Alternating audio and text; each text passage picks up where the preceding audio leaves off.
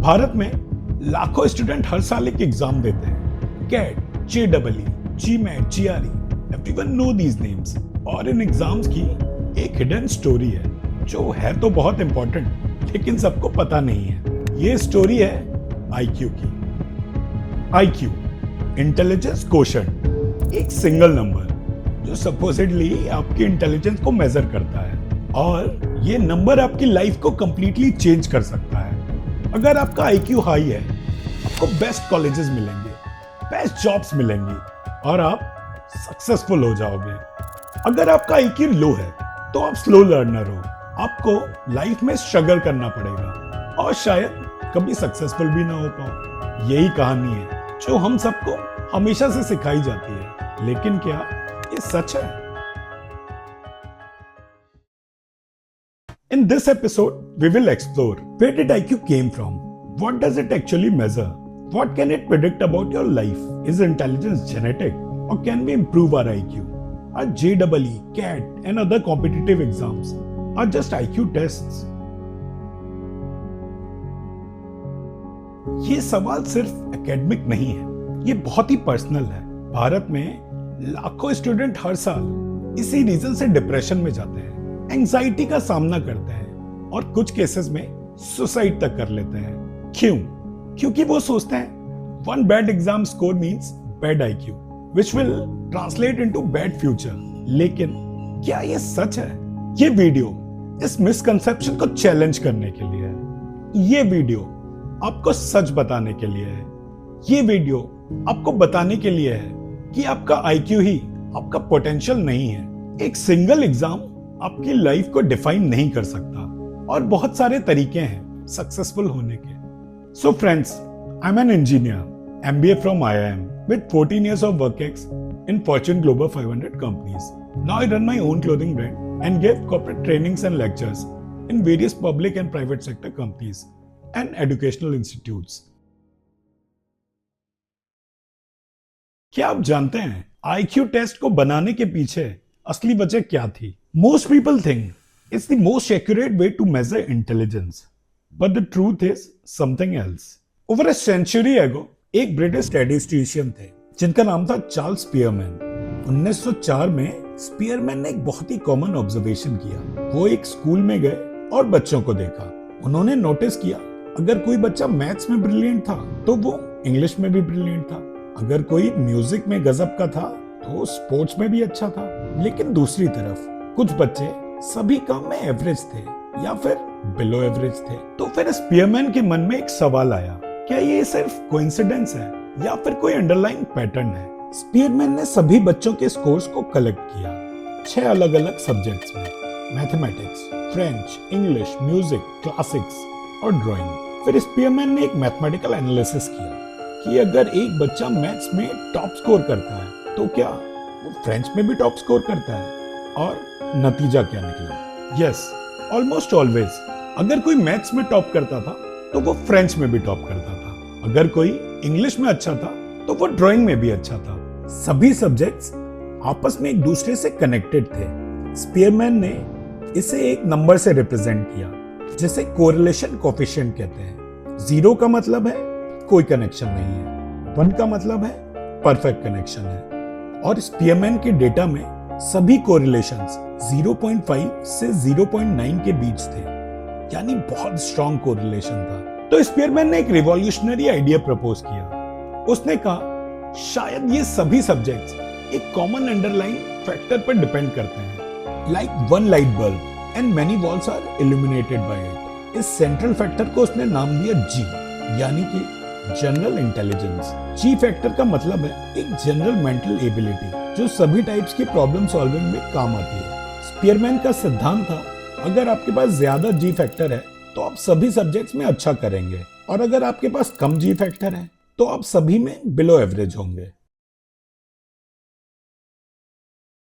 But wait, Spearman notice something else as well. ज्यादातर correlations high थे लेकिन perfectly high नहीं थे। कुछ बच्चे मैथ्स में उतने अच्छे नहीं थे जितने इंग्लिश में। कोई म्यूजिक में जीनियस था लेकिन स्पोर्ट्स में एवरेज था। तो स्पीयरमैन ने एक और फैक्टर खोजा। उसने नोटिस किया हर पर्सन की एक सब्जेक्ट में एक अलग स्ट्रेंथ या वीकनेस होती है। इस फैक्टर को उसने नाम दिया एस, यानी स्पेसिफिक फैक्टर या स्पेसिफिक स्किल्स। एस फैक्टर का मतलब है एक पर्टिकुलर सब्जेक्ट या स्किल में आपकी विशेष क्षमता। आइए एक एग्जांपल लेते हैं। मान लीजिए एक बच्चे का जी फैक्टर एवरेज है, यानी उसकी जनरल इंटेलिजेंस एवरेज है, लेकिन उसके पास स्ट्रॉन्ग एस फैक्टर है लैंग्वेजेस के लिए, तो वो लैंग्वेजेस में बहुत अच्छा करेगा, भले ही उसका जी फैक्टर एवरेज है। दूसरी तरफ हो सकता है उसका एस फैक्टर मैथमेटिक्स के लिए वीक है, तो वो मैथ्स में एवरेज से भी कम कर सकता है, भले ही उसका जी फैक्टर एवरेज है। So, a person's performance formula is something like performance in a subject is equal to G factor plus S factor for that particular subject. अगर आपके पास हाई G फैक्टर है तो आप ज्यादातर सब्जेक्ट्स में अच्छा करेंगे। S फैक्टर आपको ये डिसाइड करने देता है कि कौन सा सब्जेक्ट आपका सबसे अच्छा है। एक एग्जांपल लेते हैं। सोचिए स्टूडेंट ए के पास G फैक्टर 150 है, जो कि काफी हाई है, तो वो सभी सब्जेक्ट्स में अच्छा करेगा। लेकिन उसका एस फैक्टर फॉर मैथ्स बहुत ज्यादा हाई है, तो वो मैथ्स में सबसे ज्यादा एक्सेल करेगा। और उसका एस फैक्टर फॉर आर्ट कम है, तो आर्ट में वो जस्ट गुड होगा, ग्रेट नहीं। अगर एक दूसरा एग्जांपल लिया जाए, सोचिए स्टूडेंट बी के पास 100 का जी फैक्टर है, जो कि एवरेज है, लेकिन उसका एस फैक्टर फॉर म्यूजिक बहुत हाई है, तो वो ओवरऑल एवरेज है, लेकिन म्यूजिक में वो जीनियस लेवल का प्रदर्शन कर सकता है। अब आते हैं स्पीयरमैन के समकालीन एक दूसरे साइंटिस्ट के पास, अल्फ्रेड बिनेट। स्पीयरमैन तो एक थियोरेटिकल साइंटिस्ट थे, लेकिन बिनेट एक प्रैक्टिकल प्रॉब्लम सॉल्व करना चाहते थे। 1900 के दशक में फ्रांस की सरकार को एक गंभीर समस्या का सामना करना पड़ रहा था। कुछ बच्चे रेगुलर स्कूल्स में पिछड़ रहे थे। सरकार चाहती थी कि जो बच्चे सीख नहीं सकते उन्हें स्पेशल स्कूल्स भेजा जाए। लेकिन सवाल ये था कि ये कैसे पता चले कौन सा बच्चा वाकई में इनकेपेबल है और कौन सा बस देरी से सीख रहा है। शिक्षकों के पास कोई ऑब्जेक्टिव साइंटिफिक तरीका नहीं था। कुछ बच्चों को शायद गलती से स्पेशल स्कूल में भेज दिया जाता था और कुछ बच्चों को सपोर्ट नहीं मिलता था जिसकी उन्हें जरूरत थी। तो 1905 में अल्फ्रेड बिनेट और उनके कलीग थियोडोर सिमोन ने एक प्रैक्टिकल टेस्ट बनाया। लेकिन ये टेस्ट एक चीज नहीं, बहुत चीजें मेजर करता था। इस टेस्ट में 30 डिफरेंट टाइप ऑफ क्वेश्चंस थे। कुछ सवाल लॉजिक के बारे में थे, कुछ मेमोरी के बारे में, कुछ में बच्चों को सवाल सुनना था और जवाब देना था, कुछ में पैटर्न्स को आइडेंटिफाई करना था। और फिर बिनेट ने एक इनोवेटिव कंसेप्ट इंट्रोड्यूस किया, मेंटल एज। अगर एक 6 साल का बच्चा टेस्ट में 8 साल के बच्चे जितना अच्छा परफॉर्म करता था तो उसकी मेंटल एज 8 साल थी। ये कंसेप्ट बहुत प्रैक्टिकल था। चलिए अब सीधे जंप करते हैं अमेरिका में।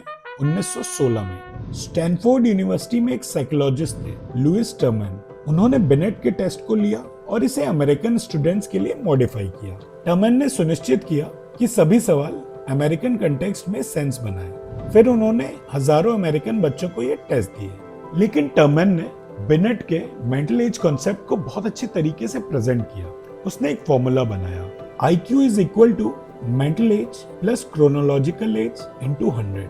अगर एक 10 साल का बच्चा टेस्ट में 10 साल के लेवल का परफॉर्म करता है तो उसका IQ हुआ 10/10 इंटू 100, जो कि 100 आता है। इसे एवरेज माना जाता है। फिर एक दूसरा एग्जांपल लेते हैं। अगर एक 10 साल का बच्चा सोचिए टेस्ट में 12 साल के लेवल जैसा परफॉर्म करता है तो फिर उसका IQ हुआ उनके फॉर्मूला के हिसाब से 12 divided by 10 into 100, which will come to 120, which is above average. फिर एक तीसरा एग्जांपल, अगर एक 10 साल का बच्चा टेस्ट में 8 साल के लेवल जैसा परफॉर्म करता है तो उसका IQ हुआ 8 divided by 10 into 100, which will be 80, जो कि बिलो एवरेज है। तो अब आप समझ गए, IQ एक टेस्ट है जो आपकी जनरल प्रॉब्लम सॉल्विंग एबिलिटी को मेजर करता है, यानी कि जी फैक्टर को। लेकिन आपकी हर सब्जेक्ट में अलग अलग स्ट्रेंथ हो सकती है, यानी कि एस फैक्टर। लेकिन यहीं से एक बहुत बड़ी गलतफहमी शुरू हुई, जिसे हम देखेंगे आने वाले कुछ चैप्टर्स में।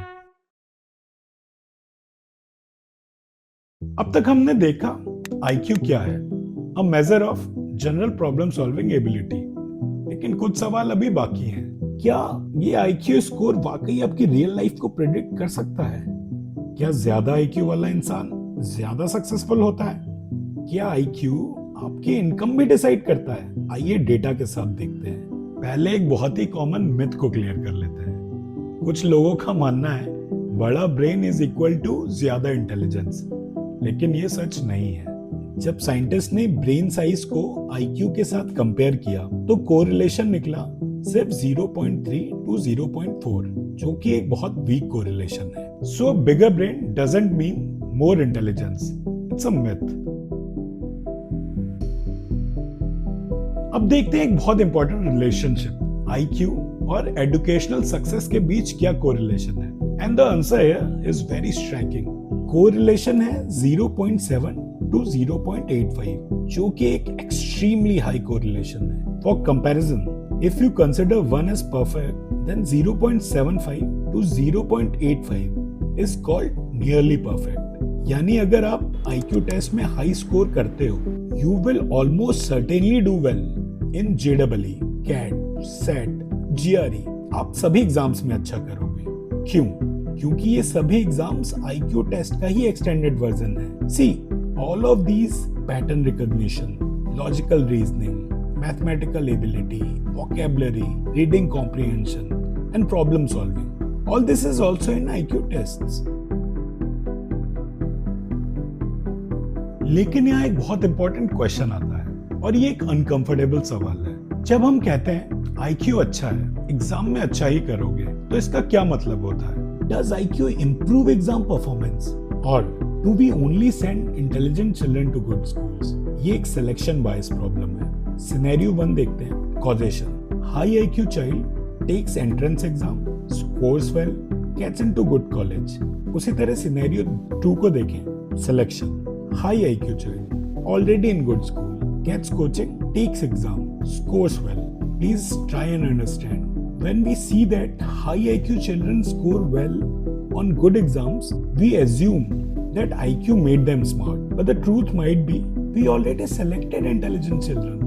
भारत में ही देखो, JEE में हाई स्कोर करने वाले बच्चे अधिकतर दिल्ली, मुंबई, बेंगलोर जैसे शहरों से आते हैं, प्राइवेट स्कूल से आते हैं। उनके पेरेंट्स एडुकेटेड हैं, उन्हें एक्सपेंसिव कोचिंग भी मिली है। Yes, there will be exceptions, but we are talking about majority। तो क्या ये IQ का इफेक्ट है या फिर ये सिलेक्शन बायस है?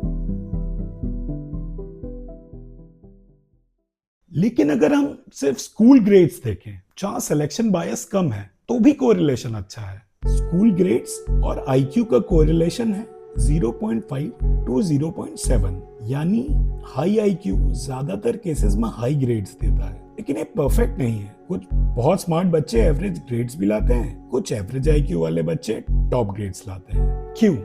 क्योंकि एफर्ट, मोटिवेशन, डिसिप्लिन और फैमिली सपोर्ट भी मैटर करते हैं। अब एक और बड़ा सवाल, IQ और जॉब सक्सेस की रिलेशनशिप में क्या कोरिलेशन है? क्या ज्यादा IQ वाला इंसान जॉब में ज्यादा सक्सेसफुल होता है? ये जॉब की कॉम्प्लेक्सिटी पर डिपेंड करता है। Complex jobs like scientist, engineer, surgeon, professor में IQ का कोरिलेशन है 0.5 to 0.7, लेकिन routine simple jobs like factory worker, assembly line worker में IQ का कोरिलेशन है सिर्फ 0.2 to 0.3। अब मैं आपको एक बहुत ही इंपॉर्टेंट एग्जांपल दूं कि IQ रिक्वायरमेंट्स को लो करने का क्या खतरनाक रिजल्ट हुआ। 1960 के दशक में अमेरिका को वियतनाम वॉर में सोल्जर्स की जरूरत थी। उस समय अमेरिकी सेना में एक मिनिमम IQ रिक्वायरमेंट था, कम से कम 80 IQ तो होना चाहिए। लेकिन युद्ध के भयानक दबाव में सरकार को बहुत सारे सोल्जर्स चाहिए थे, तो उन्होंने IQ रिक्वायरमेंट को रिलैक्स कर दिया। अब लो IQ वाले लोगों को भी रिक्रूट किया जाने लगा। And what happened? It was a disaster. जो सोल्जर्स लो IQ वाले थे, वो कॉम्प्लेक्स मिलिट्री सिचुएशंस को हैंडल नहीं कर सके। उन्हें इंस्ट्रक्शन समझने में प्रॉब्लम हुई। उन्होंने क्रूशियल डिसीजंस में गलतियां की। Result 3 times more deaths। This data is documented in code 54788। ये एक रियल लाइफ एग्जांपल है कि आईक्यू सिर्फ एक एब्स्ट्रैक्ट नंबर नहीं है, इट अफेक्ट्स रियल लाइव्स। अब एक बहुत ही रियलिस्टिक सवाल, क्या ज्यादा आईक्यू का मतलब होता है ज्यादा पैसा? ये सब सोचते हैं, लेकिन देखते हैं डेटा क्या कहता है। जब रिसर्चर्स ने आईक्यू और एनुअल इनकम को कंपेयर किया तो कोरिलेशन निकला सिर्फ 0.2 to 0.3। ये बहुत ही वीक कोरिलेशन है। फॉर कंपैरिजन, स्कूल ग्रेड्स का कोरिलेशन जो हमने देखा था वो होता था 0.5 to 0.7, but income IQ correlation is only 0.2 to 0.3, which means higher IQ doesn't strongly mean higher income। आइए कुछ रियल वर्ल्ड एग्जांपल्स देखते हैं। पहला एग्जांपल लेते हैं कॉलेज प्रोफेसर का। Her IQ is probably 130 plus, very intelligent, but her annual salary is maybe 20-25 lakhs rupees per annum। दूसरा example entrepreneur, उसका IQ है शायद 100-110, completely एवरेज, लेकिन उसने एक सक्सेसफुल बिजनेस शुरू किया है और अब वो कमा रहा है 1-2 करोड़ से ज्यादा पर एनम। तो इस पर्टिकुलर एग्जांपल में लोअर आईक्यू वाला ज्यादा पैसा कमा रहा है। Why? Because IQ is one factor, but business acumen, timing, luck, connections, risk taking, hard work, all these are also very important. अब एक और बात, इनकम और नेटवर्थ अलग अलग चीजें होती हैं। इनकम इज आप हर साल कितना कमाते हो, नेटवर्थ आपकी टोटल एसेट्स यानी कि घर, जमीन, स्टॉक्स, पैसे माइनस लायबिलिटीज। जब रिसर्चर्स ने आईक्यू और नेटवर्थ को कंपेयर किया तो कोरिलेशन निकला 0.15 to 0.25। ये कोरिलेशन इनकम से भी वीकर है। क्यों? क्योंकि नेटवर्थ को बनाने के लिए inheritance, family wealth, inherited property, real estate boom, stock market timing, सही समय पर सही डिसीजन, ये सब भी बहुत इंपॉर्टेंट है। एक जीनियस प्रोफेसर जिसके पास फैमिली प्रॉपर्टी नहीं है, उसका नेटवर्थ शायद 1-2 करोड़ होगा, लेकिन एक एवरेज इंटेलिजेंस वाला पर्सन जो अपने ग्रैंडफादर से एक बड़ी प्रॉपर्टी इनहेरिट करेगा, उसकी नेटवर्थ 10-20 करोड़ भी हो सकती है। So in this example as well, the lower IQ person has more net worth। Now let's summarize. What does IQ strongly predicts and what doesn't? IQ का strong correlation है competitive exams में, जैसे कि JEE, CAT, SAT, GRE 0.75 to 0.85। IQ का strong correlation school grades में भी है 0.5 to 0.7। So as in और कॉम्प्लेक्स जॉब परफॉर्मेंस में भी 0.5 to 0.7। आईक्यू का वीक कोरिलेशन है routine job performance 0.2 to 0.3, income 0.2 to again 0.3, net worth 0.15 to 0.25। तो ये तो क्लियर है आईक्यू क्या अच्छा प्रिडिक्ट करता है, एकेडमिक परफॉर्मेंस और complex problem solving situations. IQ क्या अच्छा प्रिडिक्ट नहीं करता, मनी, वेल्थ और सक्सेस को। क्यों? क्योंकि मनी और सक्सेस के लिए बहुत सारी दूसरी चीजें भी जरूरी हैं, luck, opportunity, timing, motivation, family support, connections, hard work, risk taking. तो आईक्यू एक यूजफुल टूल तो है, लेकिन ये डेस्टिनी नहीं है। अगले चैप्टर में हम देखेंगे आईक्यू का असली डेंजरस यूज क्या था, आईक्यू को कैसे मिसयूज किया गया और उसका क्या डिवास्टेटिंग इम्पैक्ट था। अब तक हमने देखा आईक्यू क्या है और वो क्या प्रिडिक्ट करता है, but one question remains, if IQ correlates so much with education and success, why don't we hear about it everywhere? Why is this topic so taboo? Why do people discuss about it carefully? Because IQ has a very dark history, and today we will explore that history with some very disturbing facts. शुरुआत में IQ testing का idea बहुत अच्छा था। 1912 में एक psychologist Henry Goddard ने एक आइडिया दिया।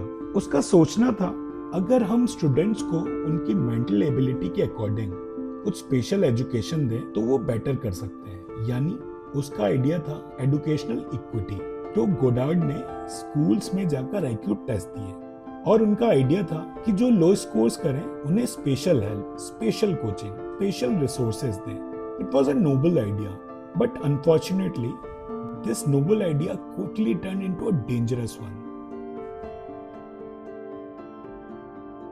गोडार्ड और दूसरे रिसर्चर्स ने यूएस एडल्ट्स को भी टेस्ट करना शुरू किया, और जब उन्होंने रिजल्ट्स देखे तो उन्होंने एक बहुत ही ट्रबलिंग रैंकिंग सिस्टम बनाया. उन्होंने लोगों को इंटेलेक्चुअल कैटेगरीज में डिवाइड कर दिया, जैसे कि जीनियस वो हैं जिनका आईक्यू 140 के ऊपर है, 120 to 140 means very superior, 110 to 120 superior, 90 to 110 average, 80 से 90 low average, 70 to 80 dull, 60 to 70 border line.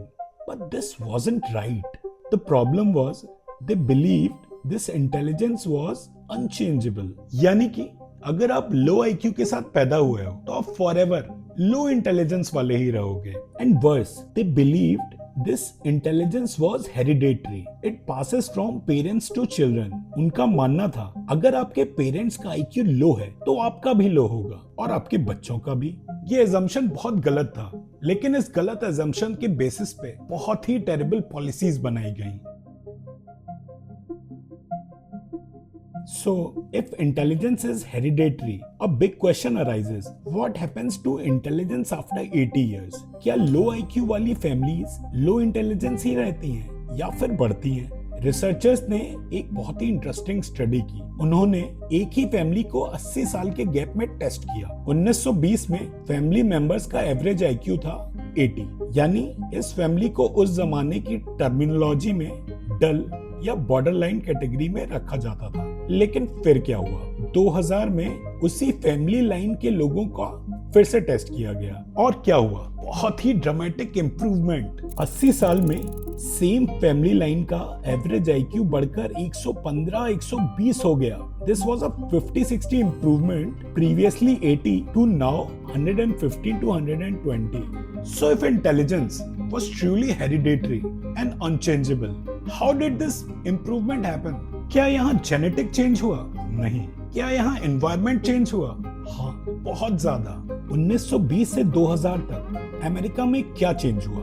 Better nutrition, people were eating better food, better education, schools improved, better healthcare, medical facilities improved, better living conditions, people's socio-economic status increased, technology and exposure, the world became more connected. और सब ये environmental factors की वजह से same family line का IQ 80 से बढ़कर 115-120 हो गया. ये एक रिवॉल्यूशनरी फाइंडिंग है क्योंकि ये प्रूव करता है इंटेलिजेंस अनचेंजेबल नहीं है, वो चेंजेबल है. This phenomenon is now called the Flynn effect, which shows that IQ scores are increasing every generation.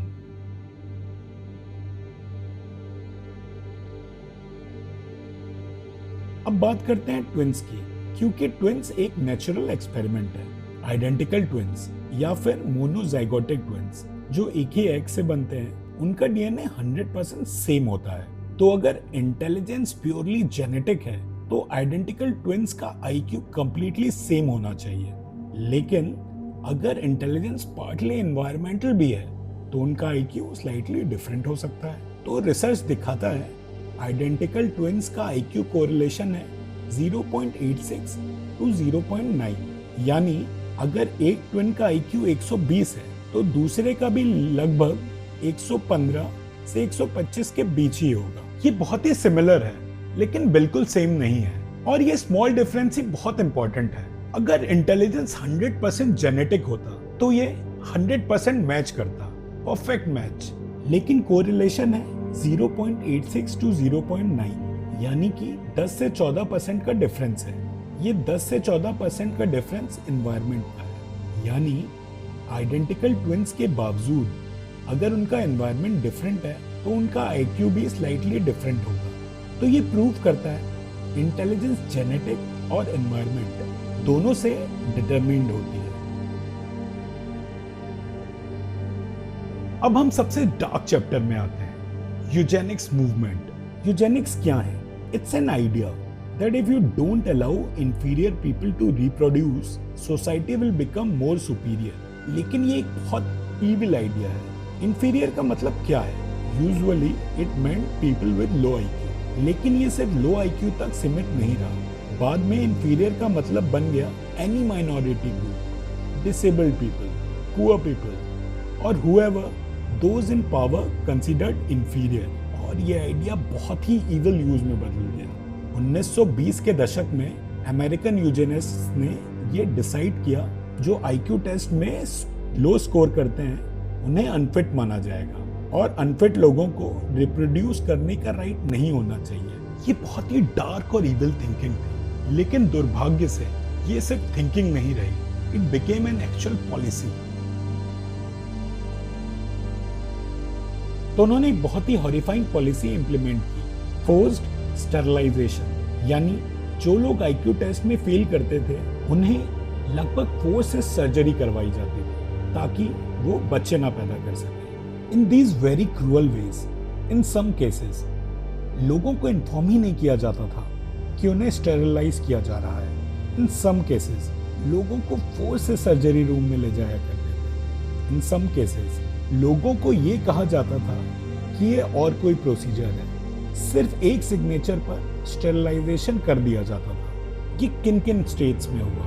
California, Virginia, north Carolina, Indiana, 30 से ज्यादा यूएस स्टेट्स में। ये कितने लंबे समय तक चला? 1907 से 1981 तक, यानी 74 इयर्स। और ये कितने लोगों को हुआ? ये सवाल का जवाब बहुत ही शॉकिंग है। 60,000 लोगों को फोर्सिबली स्टेरिलाइज किया गया। All these people just because their IQ was low. 60,000 लोग, उनकी फैमिलीज नहीं हो सकी, उनके बच्चे नहीं हो सके, देयर ड्रीम्स ब्रोकन। और क्या ये दुर्भाग्य है? नहीं, ये दुर्भाग्य नहीं है, ये क्राइम है। और दुर्भाग्य से इस क्राइम को लीगल बना दिया गया। 1927 में सुप्रीम कोर्ट ऑफ यूएस ने एक केस डिसाइड किया, बक वर्सेस बेल। ये केस ही यूजेनिक्स को सुप्रीम कोर्ट का अप्रूवल देता था। इस केस में जस्टिस ओलिवर वेंडल होम्स ने अपना जजमेंट लिखा और उसने जो वर्ड्स लिखे वो हिस्ट्री के सबसे डार्क लाइंस में से एक है। होम्स ने लिखा, और मैं इसे एग्जैक्टली कोट कर रहा हूँ उनके ओरिजिनल वर्ड्स के साथ, 3 generations of imbeciles are enough। यानी होम्स कह रहे थे अगर IQ लेवल लो है तो 3 पीढ़ियों के बाद इस फैमिली लाइन को ही खत्म कर देना चाहिए। 3 पीढ़ियां, दादा दादी, माता पिता और फिर खुद, उन्हें रिप्रोड्यूस करने का राइट नहीं होना चाहिए। ये सिर्फ एक कोर्ट नहीं है, ये सुप्रीम कोर्ट के जजमेंट का हिस्सा है। बक वर्सेस बेल 274 अंडर सेक्शन 200 1927 ये केस का फुल नाम है। इस जजमेंट के बाद 30+ स्टेट्स में फोर्स स्टेरिलाइजेशन को लीगल अप्रूवल मिल गया। उस समय मोरॉन, इडियट्स जैसे वर्ड्स को साइंटिफिक टर्मिनोलॉजी बना दिया गया। ये वर्ड साइंटिफिक जर्नल में लिखे जाते थे, मेडिकल टेक्स्ट बुक में होते थे, लीगल डॉक्यूमेंट्स में भी इनका यूज होता था। और क्योंकि ये साइंटिफिक थे, लोग इन्हें लेजिटिमेट भी मानने लगे। अब तक हमने देखा IQ की कितनी डार्क हिस्ट्री है, but it makes sense that today many people completely disregard IQ। लेकिन यहाँ एक सवाल है, क्या IQ को कंप्लीटली डिसरिगार्ड कर देना सही है? शायद नहीं, क्योंकि मॉडर्न साइंस हमें सिखाता है अगर हम समझ सके कि IQ क्या है तो IQ एक यूजफुल टूल भी हो सकता है। अब सवाल उठता है कि अर्ली रिसर्चर्स क्या क्या गलत समझे थे। पहली बड़ी मिस्टेक, उन्होंने माना कि IQ प्योरली जेनेटिक है, लेकिन ट्विन स्टडीज दिखाती हैं कि इंटेलिजेंस जेनेटिक और एनवायरमेंटल का मिक्स है। दूसरी बड़ी मिस्टेक, उन्होंने माना कि IQ अनचेंजेबल है, लेकिन हमने देखा कि 80 साल में सेम फैमिली लाइन का IQ 80 से बढ़कर 115-120 हो गया। IQ चेंजेबल है, बहुत चेंजेबल है। मॉडर्न साइंस दिखाता है कि IQ एक सिंपल नंबर नहीं है, इसकी बजाय इसके 2 मेन पार्ट्स हैं। फ्लूइड इंटेलिजेंस, यानी कि नए प्रॉब्लम्स को सॉल्व करने की ability. Second is crystallize intelligence, knowledge और स्किल्स जो आपने आज तक सीखे हैं। फ्लूइड इंटेलिजेंस का पैटर्न है, ये चाइल्डहुड में बढ़ता है, लेट टीन्स या फिर अर्ली 20s में ये पीक होता है, उसके बाद फिर स्लोली डिक्लाइन होता है, जो कि आप ग्राफ में देख सकते हैं। यानी 20 साल की उम्र में आपकी नए प्रॉब्लम सॉल्व करने की एबिलिटी मैक्सिमम है। क्रिस्टलाइज इंटेलिजेंस का पैटर्न है, लाइफ टाइम भर बढ़ता है, कभी डिक्लाइन नहीं होता। यानी कि जितना आप सीखते हो उतना इंटेलिजेंस बढ़ता है। 60 साल का आदमी आमतौर पर 20 साल से ज्यादा क्रिस्टलाइज इंटेलिजेंस रखता है। अब एक सेंसिटिव टॉपिक पे बात करते हैं, race, IQ and nations. Data में ये दिखता है कि कुछ नेशंस का एवरेज आईक्यू ज्यादा है और कुछ का कम, लेकिन ये डिफरेंस जेनेटिक नहीं है। ये डिफरेंस एक्सप्लेन होते हैं एनवायरमेंटल फैक्टर्स से, जैसे कि nutrition, education quality, health care, socio economic status. जब एनवायरमेंटल फैक्टर्स को कंट्रोल किया जाता है तो racial, national differences basically disappear हो जाते हैं।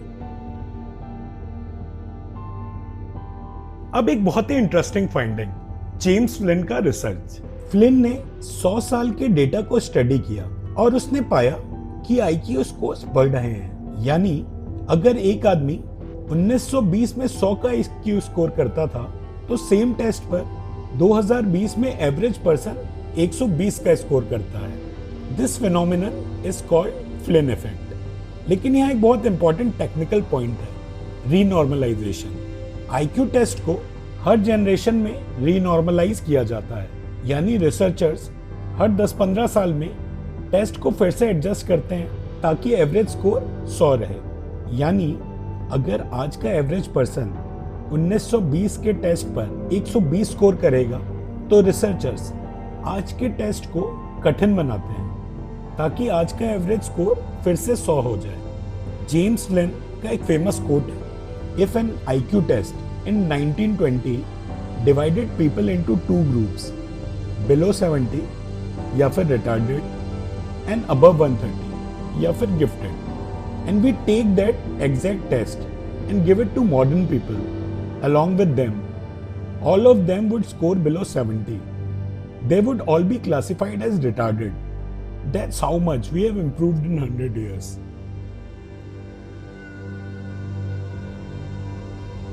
तो अगर आईक्यू इंक्रीज हो रहा है तो फिर उसका कारण क्या है?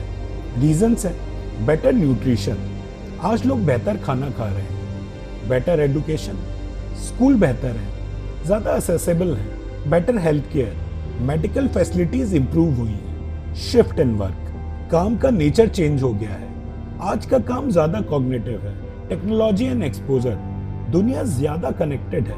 इन सब कारणों के बारे में पहले चैप्टर में हमने डिस्कस किया था। इसके लिए आप चाहें तो चैप्टर 1 फिर से देख सकते हैं। तो बॉटम लाइन ये है कि आईक्यू इंक्रीज हो रहा है, लेकिन ये जेनेटिक चेंज नहीं है, ये एनवायरमेंटल इंप्रूवमेंट है। अब एक और important point, culture fair IQ test. तो आखिर कल्चर फेयर आईक्यू टेस्ट होते क्या हैं? ट्रेडिशनल आईक्यू टेस्ट में बायस होता है, क्योंकि ये टेस्ट उन लोगों के लिए डिजाइन किए गए थे जो वेस्टर्न, एजुकेटेड, इंडस्ट्रियलाइज बैकग्राउंड से आते हैं। लेकिन अगर कोई डिफरेंट कल्चर से आता है और उसकी नेटिव लैंग्वेज इंग्लिश नहीं है तो फिर यही आईक्यू टेस्ट डिफिकल्ट हो जाते हैं। कल्चर फेयर टेस्ट ट्राई करते हैं इन बायसेस को कम करने का। कल्चर फेयर टेस्ट में वर्बल कंपोनेंट्स कम होते हैं क्योंकि लैंग्वेज बायस को रिड्यूस किया जा सके। विजुअल, स्पेशियल और पैटर्न रिकॉग्निशन आइटम ज्यादा होते हैं क्योंकि ये ज्यादा कल्चर इंडिपेंडेंट है।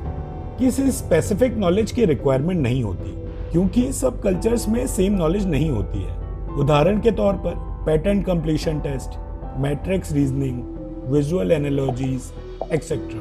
तो यह है चैप्टर 4 की समरी। अर्ली रिसर्चर्स बहुत गलतियां करते थे, आईक्यू को प्योरली जेनेटिक समझते थे, अनचेंजेबल समझते थे।